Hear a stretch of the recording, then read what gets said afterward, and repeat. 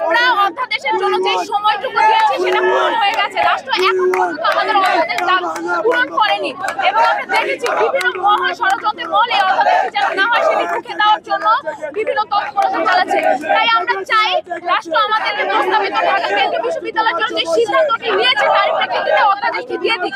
অধ্যাদেশ যতক্ষণ না পর্যন্ত হবে আমরা ততক্ষণ পর্যন্ত রাজপথ ছাড়ব না। আমাদের দাবি মূলত একটাই, অধ্যাদেশ, প্রস্তাবিত ঢাকা কেন্দ্রীয় বিশ্ববিদ্যালয়ের অধ্যাদেশ। আমরা আন্দোলন করছি বিশ্ববিদ্যালয় থেকে 1 বছর হয়ে গেছে। রাষ্ট্র আমাদের আন্দোলনের যৌক্তিকতার প্রেক্ষিতে আমাদের বিশ্ববিদ্যালয়ে একটি রোল মডেল দাঁড় করিয়েছে এবং অধ্যাদেশের প্রশ্ন প্রকাশ করেছে। আমাদেরকে বলা হয়েছিল ইউজিসি থেকে সেপ্টেম্বরের ভেতরে অধ্যাদেশ জারি করা হবে, কিন্তু আজকে অক্টোবরে এতদিন চলে গেল। 9 তারিখে অক্টোবরের অধ্যাদেশের মতামত শেষ হয়েছিল, কিন্তু এখন পর্যন্ত আমরা রাষ্ট্রের কোনো ধরনের কর্মকাণ্ড দেখতে পাইনি, যে কারণে শিক্ষার্থীরা বাধ্য হয়ে আবারও আমরা রাজপথে নামতে বাধ্য হয়েছি।